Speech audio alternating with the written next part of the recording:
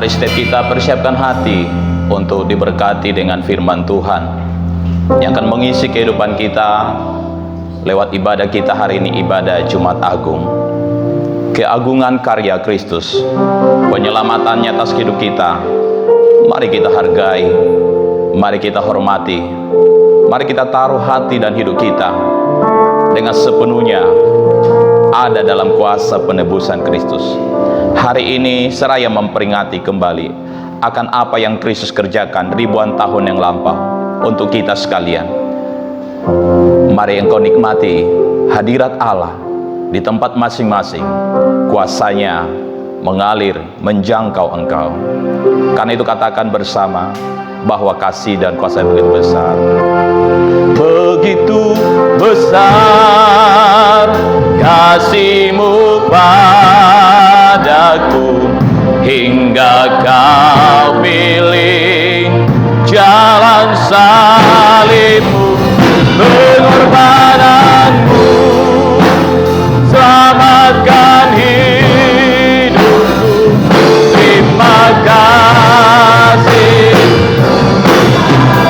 Begitu besar, begitu besar kasih-Mu padaku, hingga Kau pilih jalan salib-Mu, pengorbanan-Mu selamatkan hidupku.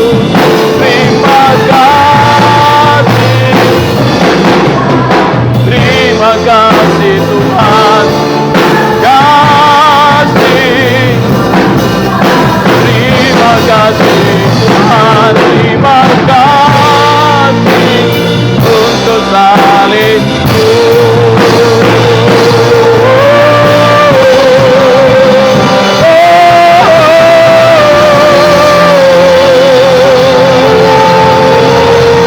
Kau ajaib, Kau mulia, Engkau agung Tuhan.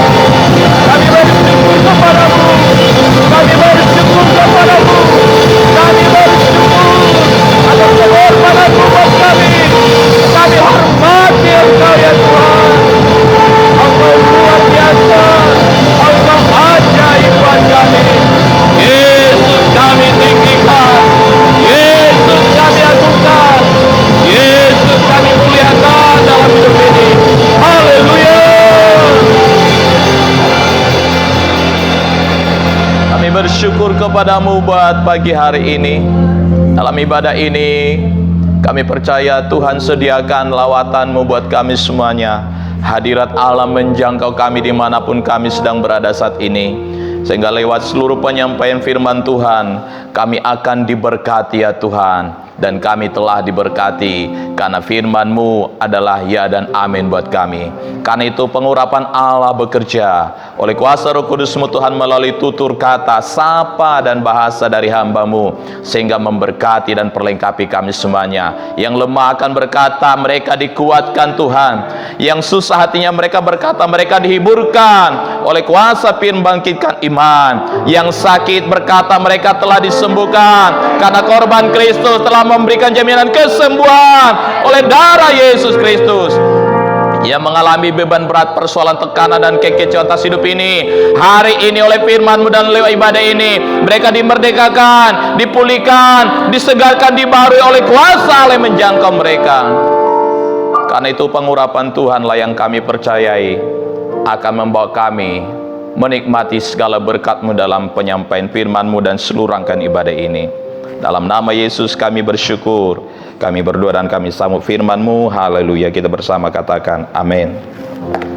Ibu bapak saudara sekalian, sahabat kami, melalui pembacaan Alkitab dalam kesempatan ini kita akan diberkati dengan khotbah yang berjudul menang atas kekecewaan. Sekali lagi, menang atas kekecewaan. Situasi sekarang ini tidak dapat dipungkiri di antara kita atau kita bersama-sama menyimpan seberkas setitik kekecewaan menghadapi situasi yang tidak mudah. Di sisi lain kita sudah berdoa, kita sudah berseru kepada Tuhan, Kita sudah melakukan upaya-upaya, namun situasi ini tidak secepat yang kita pikirkan teratasi. Apalagi kita sedang memasuki bulan Paskah. Harapan kita di bulan ini semuanya sirna masalah situasi ini. Tapi di sisi lain Allah masih saja mengizinkan kita menghadapinya. Tentu tidak menjadi sebuah dusta bagi kita kalau di antara kita atau kita menyimpan sedikit rasa kecewa menghadapi situasi secara manusiawi. Ibu bapak saudara, kekecewaan adalah hal yang sangat wajar dan itu manusiawi. Hal ini terjadi karena apa yang kita inginkan, apa yang kita harapkan tidak sesuai dengan kenyataan yang terpampang di pandangan mata kita dengan apa yang kita jalani hari ini. Namun saya mengajak kita untuk sama-sama meyakinkan diri kita bahwa walaupun kekecewaan itu manusiawi, tapi jangan sampai kita biarkan menjajah menguasai seluruh kehidupan kita. Kekecewaan itu memang manusiawi, tapi jangan sampai menyetir, mengendalikan seluruh perilaku, sikap, perkataan, dan perasaan kita.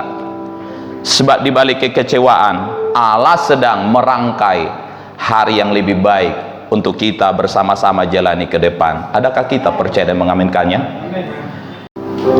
Melalui pembacaan kita hari ini dalam Nats Jumat Agung ini, yang kalau kita baca keseluruhannya sampai ayat yang ke-61 sampai ayat yang ke-46, seluruh rangkaian ini berbicara bagaimana Yesus mengambil alih seluruh hukum yang harusnya kita tanggung oleh dosa. Tapi dia disalibkan, dia mati, dia dikuburkan, dia menjadi hina oleh karena kita ingin mulia di pandangannya.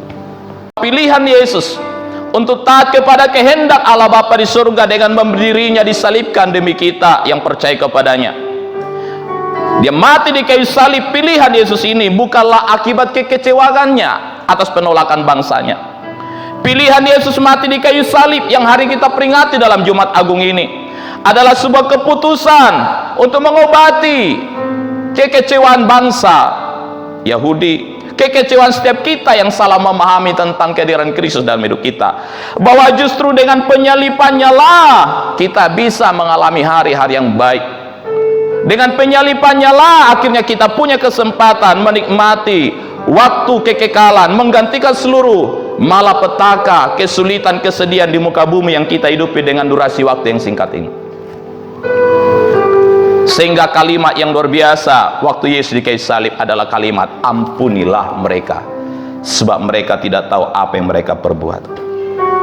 Ibu bapak saudara sekalian, dalam tulisan Alkitab ini akhirnya kita disadarkan bahwa kita pun seringkali tanpa kita sengaja atau kita sengaja menyimpan, menyebabkan hati kita sendiri dengan respon yang salah. Ada kekecewaan ketika semua yang kita pikirkan, kita rancang tidak seperti yang kita lihat hari ini, dan seolah-olah Tuhan diam dan tidak ambil bagian di dalam. Hari ini melalui berkat ibadah Jumat Agung ini menjadi momentum buat kita meraih kemenangan, apalagi dalam situasi sekarang ini. Jangan tinggal dalam kecewamu, jangan tertidur dalam keputusasaan. Hari saya mengajak kita yang pertama, hadapilah kecewamu dengan seruan doamu kepada Tuhan. Mari kita perhatikan ayat bacaan kutipan untuk hal ini pada ayat 46 Injil Matius pasal 27. Demikian firman Tuhan. Kira-kira jam 3 berserulah Yesus dengan suara nyaring, Eli, Eli lama sabachthani, artinya Allahku, Allahku, mengapa engkau meninggalkan aku?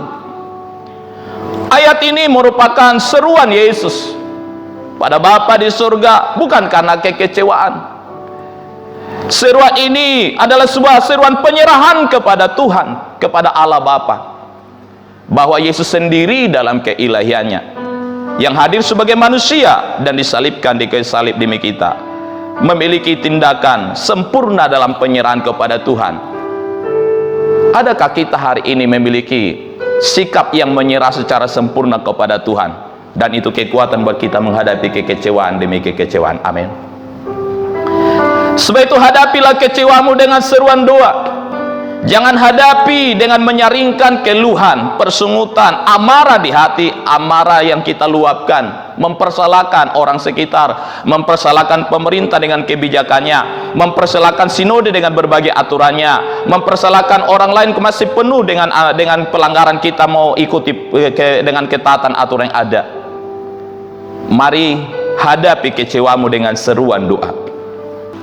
Yosua 1:9 berkata begini, janganlah kecut dan tawar hati, sebab Tuhan Allahmu menyertai engkau kemanapun engkau pergi. Jalani saja hari-hari ini. Ada Tuhan yang tak terlihat oleh mata, tapi nyata kuasanya untuk menyertai kita melewati situasi ini. Sebab itu, jangan menjadi lemah. Jumat Agung ini mengingatkan kita, Allah telah persiapkan kuasanya yang lebih hebat, lebih besar dari semua beban penderitaan yang kita sedang hadapi. Karena penderitaan yang paling besar, hukum atas dosa, telah ditanggung Kristus untuk kita di kayu salib. Maka penderitaan yang kita hadapi, kata Alkitab dengan keyakinan iman, adalah penderitaan-penderitaan biasa yang tidak sebanding dengan apa yang telah Kristus tanggungkan buat kita bersama. Dengan tinggal percaya hari ini, engkau akan dikuatkan, engkau akan diteguhkan untuk melewati semua ini, sampai akhirnya Allah hadirkan pelangi yang indah buat kita.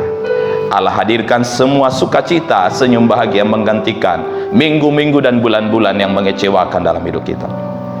Percayalah, jika saja pekerjaanmu membuat hasil, income, bahkan keuangan rumah tanggamu sampai seperti minus, di sisi lain Allah tidak kekurangan cara akan pelihara kita. Dalam khotbah yang kemarin saya sampaikan bahwa kita ada kemampuan Tuhan kasih beradaptasi, menyesuaikan dengan semua situasi. Mau makan dengan 100.000 boleh, dengan 10.000 boleh, dengan hanya berapa ribu boleh. Karena pada kita ada kuasa kemampuan Tuhan kasih beradaptasi dengan situasi yang ada. Jadi soal makan minum, Allah pelihara kita dengan segala caranya.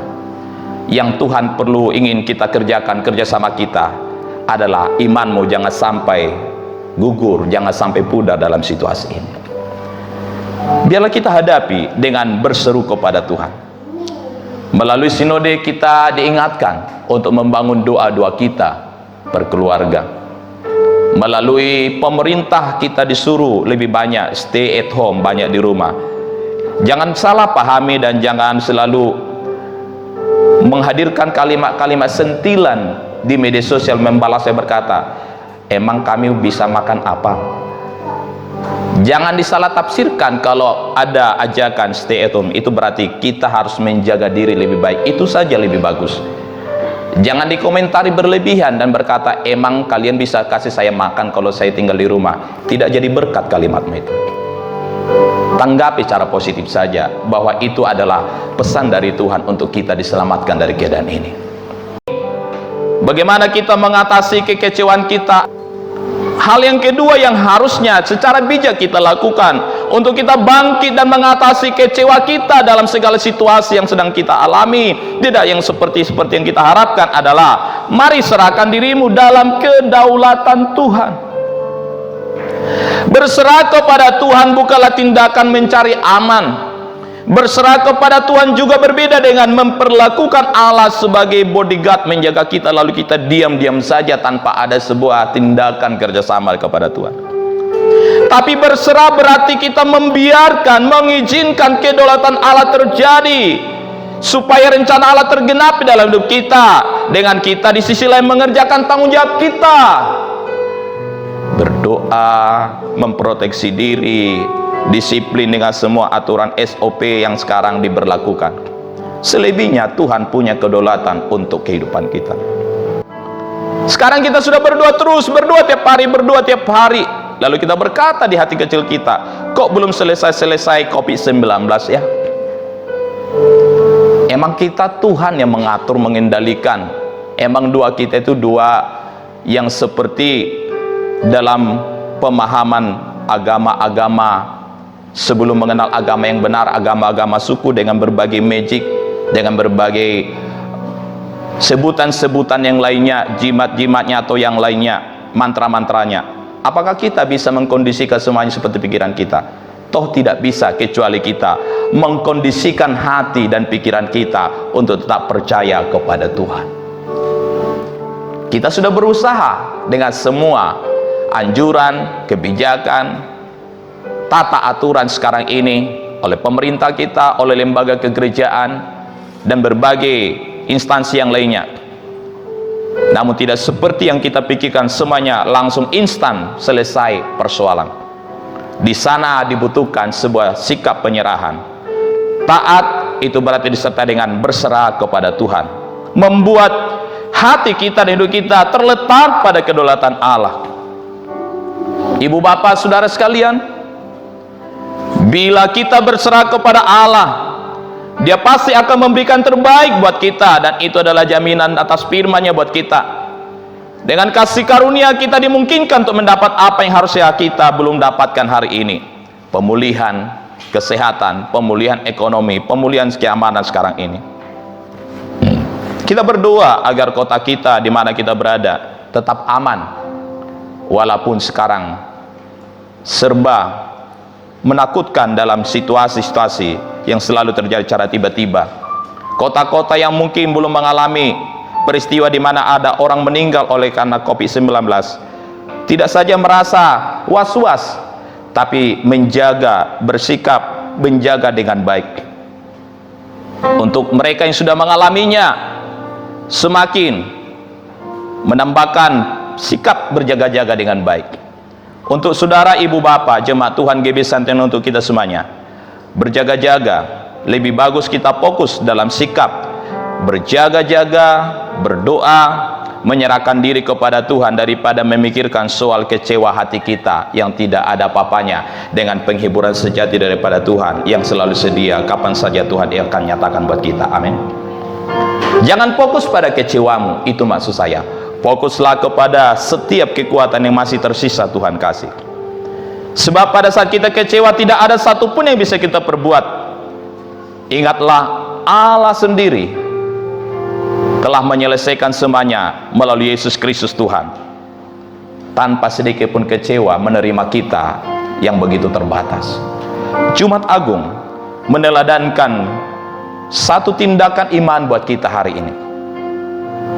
Meneladani Kristus Tuhan hari ini, saya mengajak kita bersama dalam kondisi seperti apapun,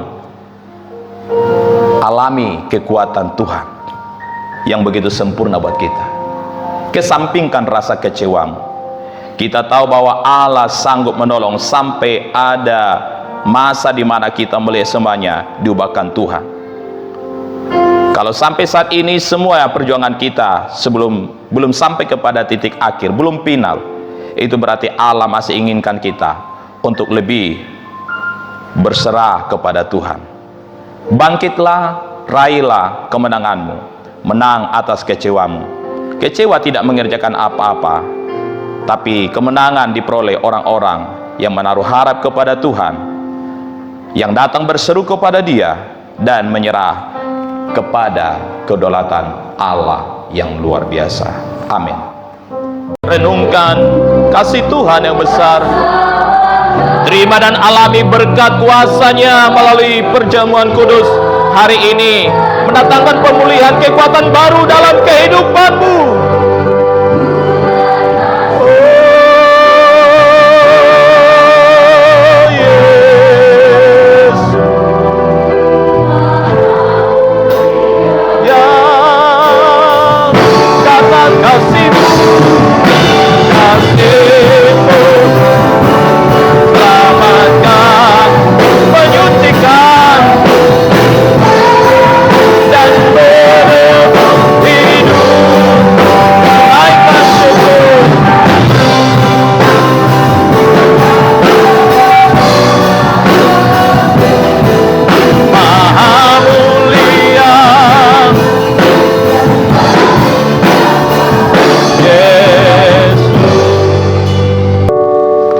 Karena kasih, silakan duduk, menyucikan dan menebus hidup. Silakan duduk ibu bapak. Syukur berkat pengorbananmu